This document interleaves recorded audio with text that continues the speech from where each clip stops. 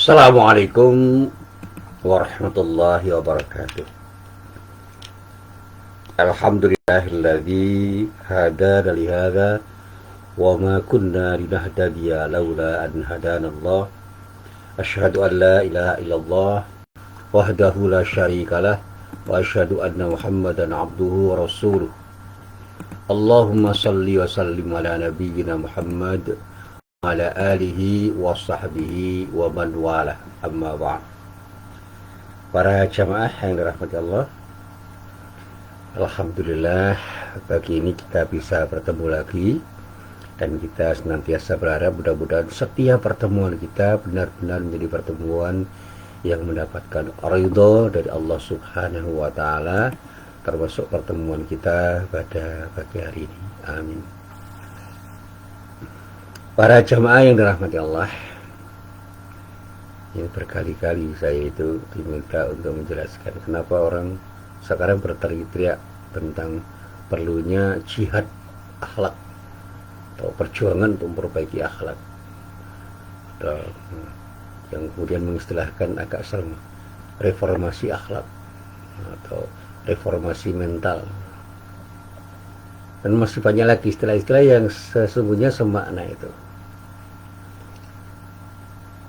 Nah, sebenarnya ada sesuatu yang sekarang ini diprihatinkan oleh banyak orang yang jujur dan terbuka serta punya sense of crisis di dalam dirinya, yaitu tentang merosotnya akhlak. Berkali-kali saya ceritakan, saya mendapatkan tulisan-tulisan yang ketika saya baca memang isinya terkait dengan proses degradasi moral, dan kemudian beberapa tulisan itu membuahkan gagasan-gagasan tentang solusi-solusi yang terbaik, yang tentu saja tidak tunggal solusinya itu. Dan saya selalu yakin bahwa ada solusi yang terbaik, yaitu ada proses edukasi. Bagaimana pendidikan itu adalah sebuah proses yang tidak seharusnya berhenti pada satu titik tertentu. Karena apa? Semua orang itu selalu akan digoda dengan godaan-godaan yang luar biasa. Kalau dalam bahasa agama selalu akan diuji, dan ujian itu selalu bisa bertambah berat dari waktu ke waktu. Dan semakin berat ujian itu, orang semakin akan teruji ketika orang itu betul-betul bisa menghadapi dengan baik.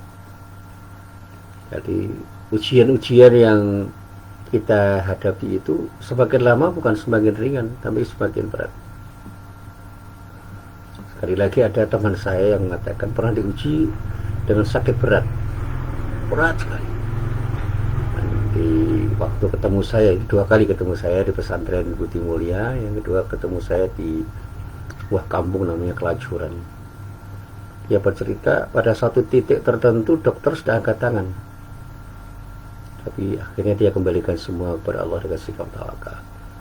Kesembuhan itu berawal dari doa-doa beliau, lalu terinspirasi untuk makan sesuatu dan minum sesuatu yang secara menerus dia lakukan, dan ternyata ini obat herbal yang luar biasa.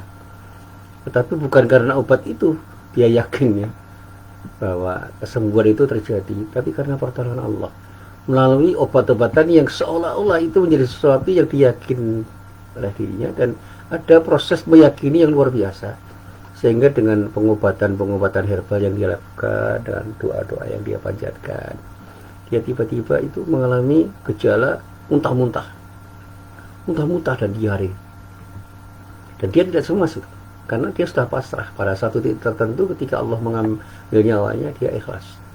Ternyata dia mengalami kesembuhan yang luar biasa. Nah, teman saya itu sakit sewaktu beliau berada di Jerman, dan pulang ke Indonesia dalam keadaan dia sudah pasrah pada Allah Subhanahu wa taala. Kepasrahan yang dikatakan pasrahan tingkat tinggi ini sudah puncaknya tawakal. Pokoknya semua pasrahkan, dan dia ingat tentang cerita Nabi Ayub ketika sakit, pasrahnya tinggi sekali, dan sikap tawakal Nabi Ayub ini yang menyelesaikan masalah. Dia mendapatkan mukjizat hanya dengan air yang kemudian datang, Nabi Ayub sembuh dari penyakitnya. Tapi Nabi Ayub juga yakin bukan air itu yang menyembuhkan, Air itu hanya menjadi alat, sarana, media untuk kesembuhan. Tetapi yang menyembuhkan itu adalah Allah. Syafi itu Allah. Dan selalu saya sampaikan dengan cara seperti itu. Dan ini akhlak kita terhadap Allah. Demikian juga ketika orang bercerita tentang bagaimana orang itu sekarang mengejar kepentingan dunia, sehingga yang namanya wahn itu sudah menjadi gejala yang masif sebenarnya. Al-wahn itu sudah menjadi gejala yang masif.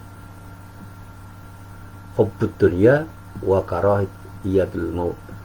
Mencintai dunia dan takut mati itu sudah menjadi bagian dari penyakit yang dialami oleh banyak orang. Dan menjadi wabah.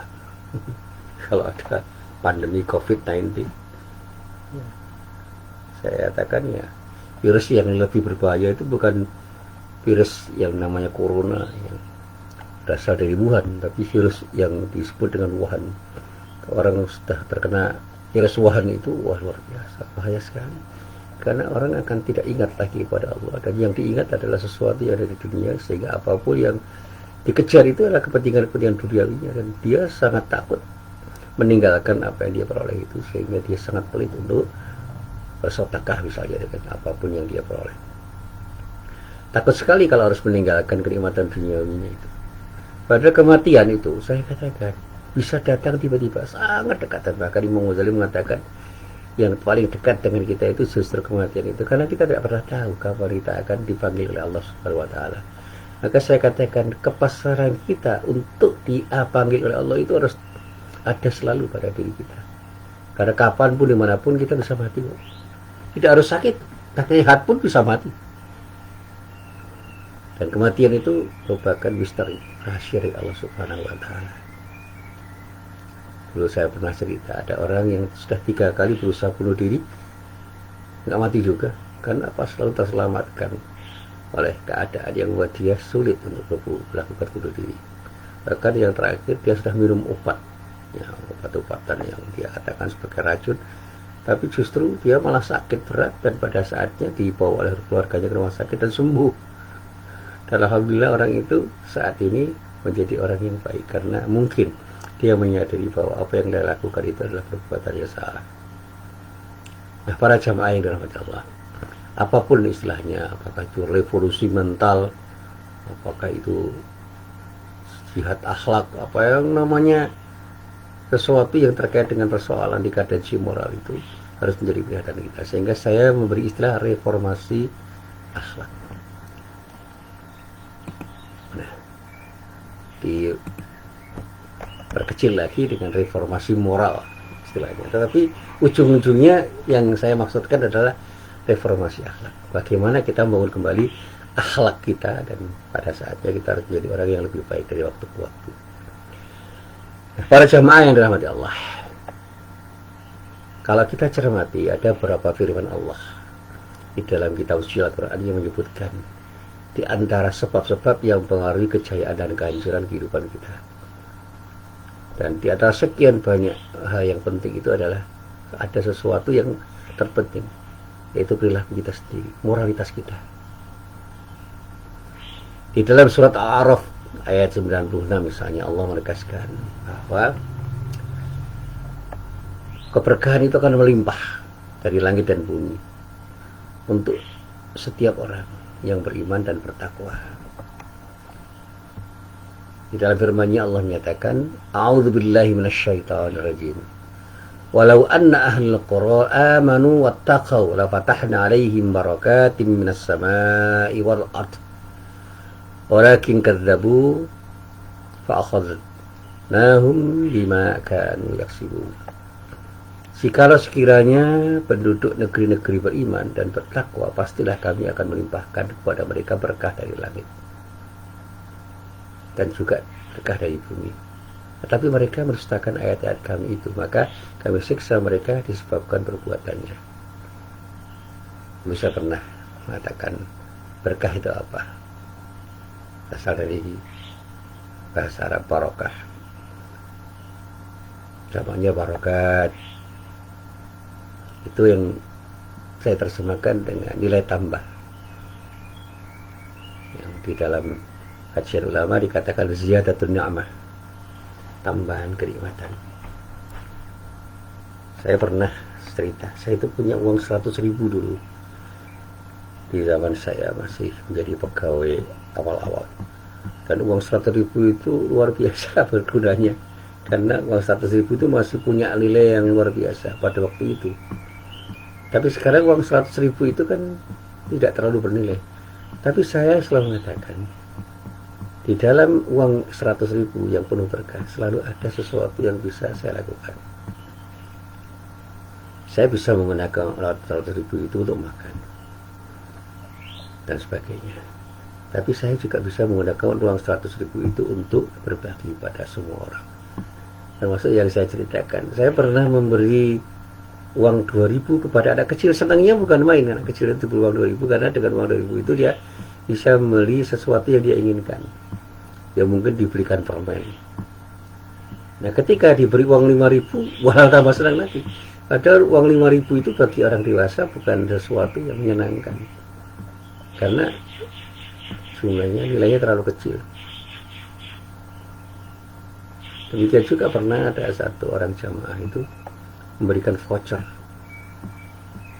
kepada para jamaah. Vouchernya itu ada yang 5.000-an dulu, ada yang 10.000-an, dan bahkan di sebuah pengajian di kampung tertentu di Yogyakarta itu ada voucher 25.000-an untuk dibelanjakan di warungnya jamaah masjid itu.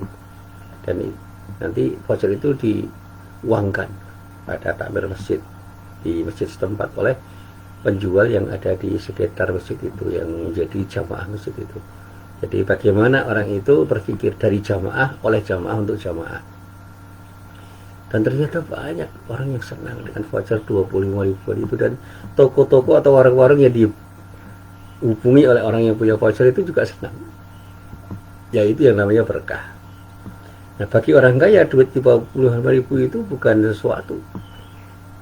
Bahkan pada saat itu ada seratusan voucher, yang masing-masing voucher itu harganya 25.000, yang katanya itu hanya disumbang oleh beberapa orang saja. Termasuk ketika orang mengatakan ilmunya itu penuh berkah. Itu artinya apa? Ilmunya itu punya tambahan kenikmatan, punya kenikmatan yang jauh lebih tinggi daripada ilmu itu sendiri. Karena apa? Bisa dimanfaatkan untuk banyak orang dan banyak hal. Nah, disinilah kemudian saya katakan bahwa andai kata di negeri kita, penduduk negeri kita itu betul-betul beriman dan bertakwa kepada Allah, insya Allah Allah akan melimpahkan berkah dari langit dan bumi. Tapi karena di sini tidak terlalu banyak orang yang beriman dan bertakwa, bahkan kata orang banyak orang yang mendustakan ayat-ayat Allah, maka negeri ini belum seperti apa yang diharapkan. Kata teman-teman saya yang pernah ke Cina, Cina itu negerinya tidak sekaya negeri Indonesia dalam arti alamnya. Jadi SDA-nya, sumber daya alamnya tidak sekaya Indonesia. SDA-nya banyak, tetapi tidak sekaya Indonesia. SDM-nya banyak sekali, karena jumlah penduduk Cina itu lebih dari 1 miliar. Tetapi ketika kita bicara tentang kekayaan Cina, dalam arti kekayaan negara dan pemerintahan Cina, itu lebih tinggi daripada Indonesia. Ya karena SDM-nya itu diberdayakan untuk menjadi SDM yang bisa bekerja keras untuk melakukan sesuatu yang kemudian melahirkan sesuatu yang bermanfaat untuk rakyatnya. Ini cerita dari negeri Cina. Di Jepang juga begitu. Kalau kita diceritai Jepang, itu SDA-nya biasa-biasa aja. Tambangnya tidak seperti Indonesia. Dan bahkan kalau kita bicara minyak, ya minyak Jepang itu katanya juga sebagian berasal dari Indonesia. Tapi Jepang itu kan negara yang lebih kaya, lebih makmur secara ekonomi dibandingkan Indonesia. Karena penduduk mereka itu, penduduk di negeri Jepang itu adalah para pekerja keras dengan tingkat kedisiplinan yang lebih tinggi daripada penduduk di Indonesia. Kualitas orang-orang Jepang yang seperti itu melahirkan rezeki yang lebih tinggi nilainya dibandingkan apa yang terjadi di negeri kita. Kenapa Allah menyatakan seandainya dengan walau, sekiranya penduduk negeri beriman dan bertakwa, pastilah kami akan melimpahkan pada mereka berkah dari langit dan bumi. Ini katanya walau, bukan wa'in atau wa'ida, karena kata walau, lau itu adalah pengandaian yang penuh dengan pengandaian. Artinya apa? Itu yang disebut tamani, seperti angan-angan, pengandaian yang tidak terjadi atau hampir mustahil terjadi. Sehingga kalau orang mengatakan lau anna ahlal qura, itu sekiranya, bukan jika atau bukan apabila. Kalau jika itu ada harapan, kalau idza itu seolah-olah sudah ada kepastian karena apa, di masa depan sudah akan terjadi. Tapi kalau lau itu adalah pengandaian yang sebenarnya sudah diharapkan untuk terjadi, hampir mustahil atau bahkan mustahil terjadi. Nah, dikarenakan penduduk negeri itu tidak beriman dan tidak bertakwa, maka negeri itu menjadi negeri yang tidak penuh berkah, baik dari langit dan bumi. Artinya apa? Mereka tidak mendapatkan berkah di bumi dan tidak mendapatkan berkah dari langit. Artinya apa? Secara materi mereka tidak mendapatkan banyak hal, secara spiritual juga tidak mendapatkan banyak hal. Kenapa? Mereka mendustakan ayat-ayat Allah, dia tidak melaksanakan syariat Allah, dan pada saatnya mereka terpuruk menjadi orang-orang yang terbelakang karena perbuatan mereka sendiri. Nah, para jamaah yang dirahmati Allah, bahkan di dalam surat Maryam ayat 59 Allah menyebutkan sebab hancurnya sebuah generasi karena mereka melalaikan sholat dan mengikuti hawa nafsu. Lalai terhadap sholat, bukan tidak sholat tapi lalai. Dikatakan di dalam bahasa Al-Quran, fa khalafa min ba'dihim khalfun adaa'us salata wattaba'us syahawat fasawfa yalqawna ghayya. Maka datanglah sudah mereka pengganti yang jelek yang menyia-nyiakan salat dan memperturutkan hawa nafsunya, maka mereka kelak akan menemui kesesatan. Jadi dikatakan adaa'us shalah, bukan tidak melaksanakan salat tetapi melalaikan salatnya. Artinya apa? Mereka sudah menyia-nyiakan salat yang seharusnya mereka manfaatkan, sehingga sholat mereka meskipun dia laksanakan itu bukan sholat yang sesungguhnya, tapi sholat yang hanya secara fisik dia lakukan, tetapi tidak ada penghayatan yang tinggi terhadap sholatnya, sehingga sholatnya tidak bermakna. Dan mereka meskipun secara fisik melaksanakan sholat, mereka tidak akan mendapatkan nilai-nilai sholat itu di dalam hidupnya, karena mereka lebih suka memperturutkan hawa nafsunya. Saya pernah tanya sama mahasiswa saya, ada nggak orang yang setiap hari sholat bahkan di masjid tetapi masih suka memperturutkan hawa nafsunya? Para mahasiswa tertawa itu. Ada juga ya Pak ya? Ya kira-kira masih ada. Seharusnya ketika orang itu betul-betul sholat, dia tidak akan memperturutkan hawa nafsunya, justru dia akan bisa mengendalikan hawa nafsunya, dan pada saatnya dia akan menjadi orang yang hidupnya terarah. Nah sekarang kalau kita ini benar-benar mau sholat dengan sungguh-sungguh, ya harusnya kita laksanakan sholat itu dengan penuh keyakinan, dengan penuh penghayatan, dengan khusyuk, sehingga sholat kita itu akan melahirkan perilaku yang terbaik. Dan revolusi mental yang digagas oleh banyak orang itu gak usah kemudian membuat kita itu kebakaran jenggot. Saya melihat itu biasa aja kok. Kalau saya mengatakan reformasi moral itu ya untuk menghaluskan aja. Para jamaah yang dirahmati Allah. Begitu juga kalau kita melihat surat Al-Anfal ayat 53 sampai ayat 54. Yang pada saat itu Allah berfirman, yang isinya itu Allah akan mencabut anugerah kenikmatan satu bangsa karena bangsa tersebut sudah menjadi seperti Fir'aun. Dikatakan di dalam ayat itu, "Dzalika bi annallaha lam yaku mughayyiran ni'matan an'amaha ala qaumin hatta yughayyiru ma bi anfusihim. Wa anna allaha sami'un alim. Kadabi ali fir'auna walladzina min qablihim kadzabu bi ayati rabbihim wa ahlaknahum bidunubihim wa aghraqna ala fir'aun wa kullun kanu dhalimin." Siksaan yang demikian itu adalah karena sesungguhnya Allah sekali-kali tidak akan mengubah suatu nikmat yang telah dianugerahkannya kepada suatu kaum hingga kaum itu mengubah apa yang ada pada diri mereka sendiri. Dan sesungguhnya Allah mau mendengar lagi mengetahui. Nah, dikatakan keadaan mereka itu serupa dengan keadaan Fir'aun dan pengikut-pengikutnya serta orang-orang yang ada sebelumnya. Mereka mendustakan ayat-ayat Tuhannya, maka kami membinasakan mereka disebabkan dosa-dosa mereka, dan kami tenggelamkan Fir'aun dan pengikutnya, dan kesemuanya itu adalah orang-orang yang zalim. Jadi ditegaskan keadaan mereka serupa dengan keadaan Fir'aun dan pengikut-pengikutnya serta orang-orang sebelumnya. Kenapa? Karena mereka mendustakan ayat-ayat Allah. Maka dikatakan, dan kami tenggelamkan Fir'aun dan pengikutnya, dan kesemuanya itu adalah orang-orang yang zalim. Orang-orang yang zalim. Artinya, kalau dalam bahasa Jawa, rampan papan. Orang yang bersikap tidak proporsional. Nah, karena pertanyaannya, apakah bangsa kita sekarang ini sedang dilanda berbagai musibah dan krisis yang tidak arti karena perilaku bangsa kita sendiri atau bukan? Padahal katanya ini kata orang-orang tua, dulu bangsa ini adalah bangsa yang makmur, gemah ripah final. Dan bisa jadi salah satu faktor yang menyebabkan kemerosotan dan kemunduran bangsa ini adalah karena moralitas kita sendiri yang sudah tidak sesuai dengan tuntunan ajaran Islam. Kita sudah tidak lagi mempedulikan, tidak lagi peduli terhadap perintah dan larangan Allah. Kita sudah menjadi budak hawa nafsu yang siap melakukan apa saja demi untuk mengejar dunia dan popularitas kita.